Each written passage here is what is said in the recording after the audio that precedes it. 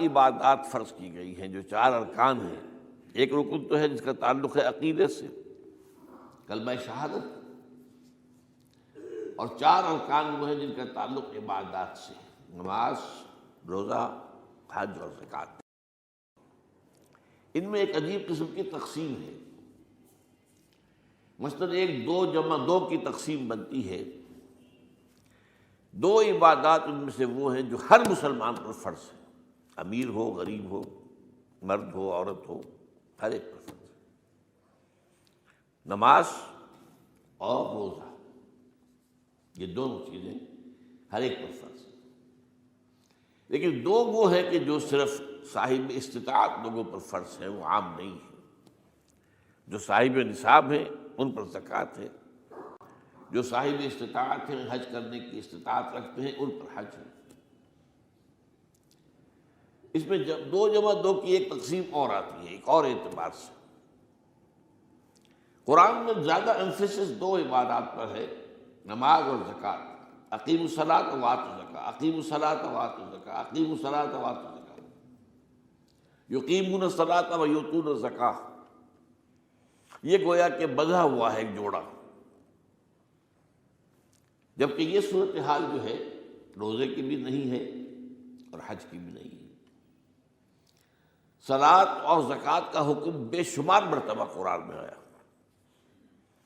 اور روزے کے سارے احکام ایک مقام پر سورہ بقرہ کے 23 رکوع کی 6 آیات میں سب کا سب بیان ہوئی۔ باقی تو بعض جگہوں پر اس کا صرف اس اعتبار سے تذکرہ ہے کہ اگر کوئی کفارہ ادا کرنا ہے اس کے لیے اتنے روزے رکھ لو، ورنہ یہ ہے کہ روزے کا اپنی جگہ پر مستقل بذات جو ہے وہ ذکر یا حکم موجود نہیں۔ اس اعتبار سے غور کیجئے، حج کا معاملہ بھی یہی ہے۔ وہ ایک تو یہ کہ سورہ آل عمران میں اس کی فرضیت کا ذکر آیا، وہ میں نے آیات آپ کو پڑھ کر سنائی ہیں، 2 آیات، ان پر ابھی گفتگو کریں گے۔ سورہ بقرہ کے 24ویں اور کچھ 25ویں رکوع میں کچھ اس کے مناسک بیان ہوئے، سورہ حج کے 4تھے رکوع میں اس کے مناسک بیان ہوئے، بس باقی پورے قرآن میں تو اس کا ذکر نہیں۔ تو اس اعتبار سے فرق ہو گیا 2 جمع 2 کا۔ لیکن یہ جو جن کی اہمیت اس اعتبار سے کم ہو گئی ہے، اللہ تعالیٰ کی ایک عجیب حکمت نظر آئی کہ ہماری جو 2 عیدیں ہیں وہ ان 2 عبادات کے ساتھ منسلک کر دی گئی۔ روزوں کے اختتام پر عید الفطر، حج کے ساتھ عید الاضحیٰ۔ تو گویا کہ ان 2 عبادات کی اہمیت میں اگر کسی درجے میں کوئی کمی محسوس ہوتی ہے قرآن مجید کے بیان کے حوالے سے، تو اس کی تلافی اس سے ہو جاتی ہے کہ عیدین ہماری 2 ہی عیدیں ہیں، 2 ہی تہوار ہیں، اور وہ ان 2 عبادات کے ساتھ جوڑ دیے گئے۔ اب آخری بات سمجھیے، 3 جمع 1 کی بھی ایک تفریق ہے۔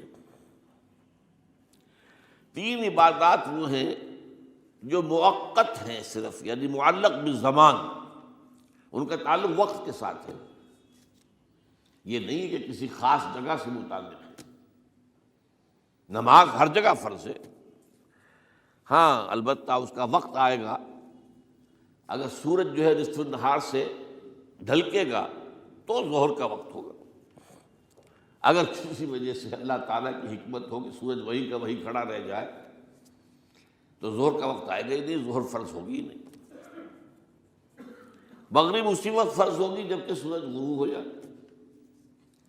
اگر کسی وجہ سے سورج غروب نہ ہو، اور کیا پتہ یہ ساری باتیں جو ہے قیامت کا جو زلزلہ آنے والا ہے اس میں یہ ساری ہی باتیں ہونے والی ہیں، سورج مغرب سے طلوع ہوگا یہ تو وضاحت کے ساتھ کہا گیا ہے، تو مغرب کا وقت نہیں آئے گا۔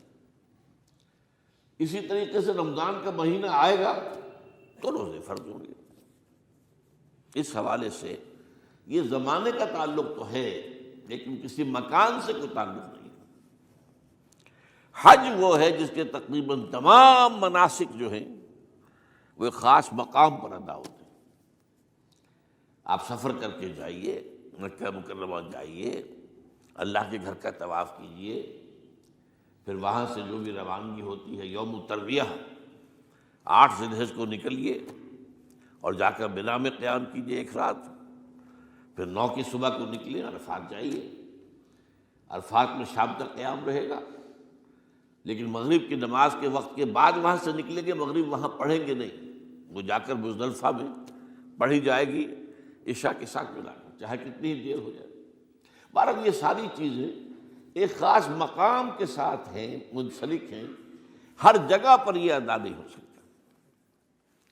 اب اس میں دیکھیے حکمت نظر آ رہی ہے، چونکہ حج جو ہے ایک خاص جگہ پر ایک خاص مقام سے وابستہ ہے، اس کے ساتھ جو عید الاضحیٰ وابستہ کی گئی ہے، یہ گویا کہ حج ہی کے ایک رکن کو پھیلا دیا گیا ہے۔ قربانی جو مناسک حج میں بڑی اہمیت کی حامل ہے، اسے عام کر دیا گیا۔